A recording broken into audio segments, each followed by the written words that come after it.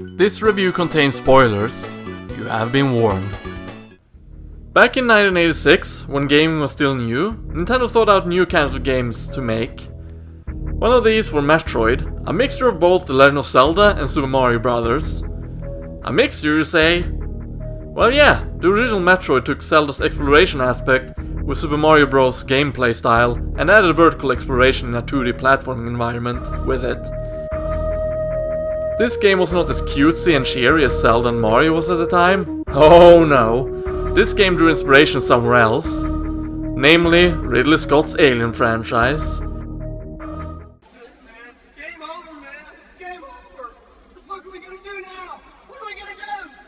You can see this in Metroid's overall design, with every creature looking like a hostile monster as you run around in dark corridors.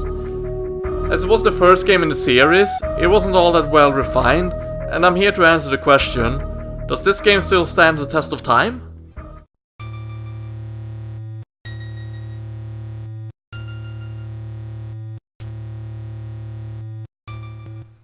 Let's begin with the game's title screen. It's huge with a pretty blue color, with music playing that sounds very ominous at first. Make you understand that this game might not be what you signed up for. Right until the more cheery, lovable beat starts playing.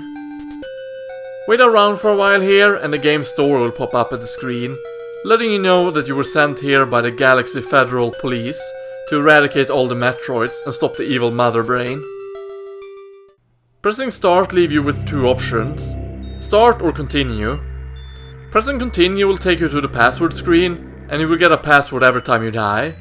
In the Famicom version of the game, you would instead get 3 save files, but due to the hardware space being limited, it had to be cut in the Western release. Pressing start on the other hand, just throw you into the game world with no explanation whatsoever.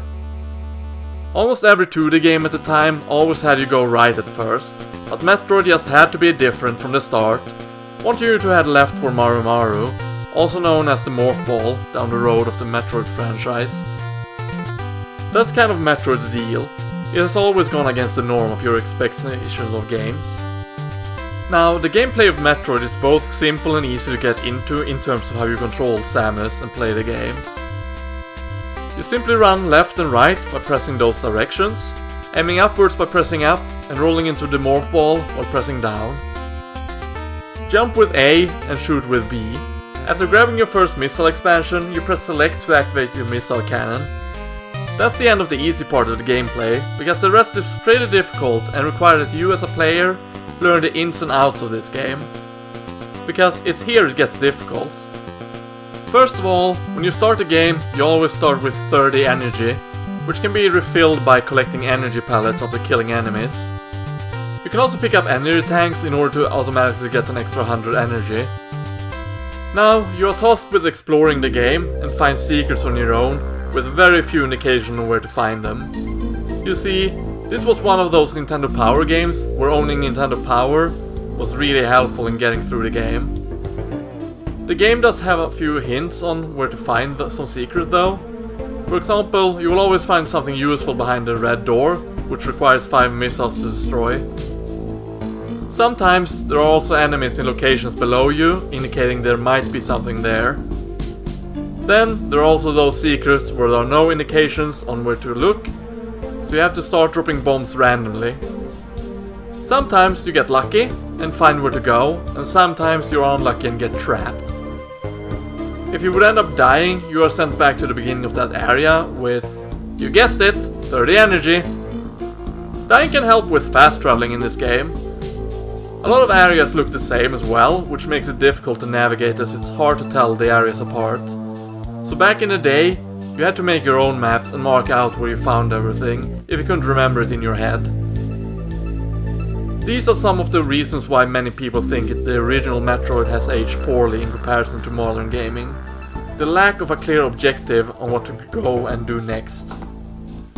I think the music in this game is really good with setting the tone of the game. You have the intro theme, which is very cold and ominous, with a sign of relief that things will be alright.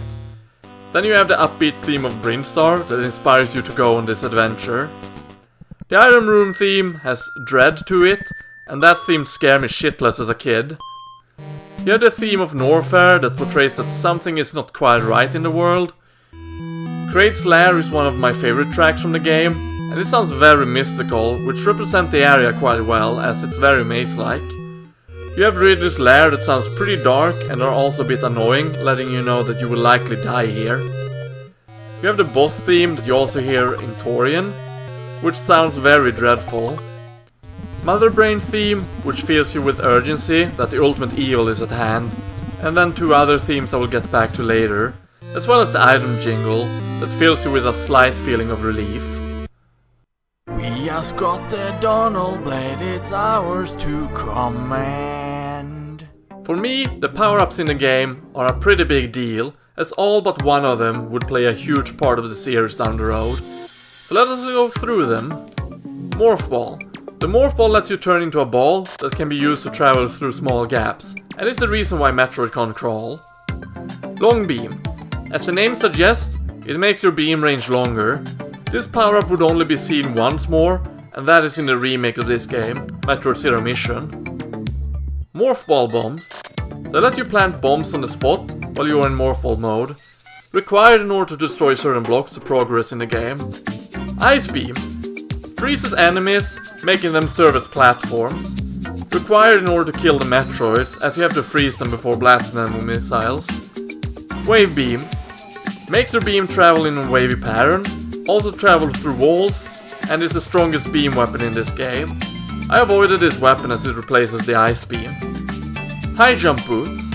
Makes you jump higher and is required in order to beat the game, as some platforms become unreachable without it. VARIA Suit. Increase your defense and decrease damage taken against enemies. Very handy upgrade for your survival. SCREWATTACK. Yes, this iconic power-up made its debut in the original.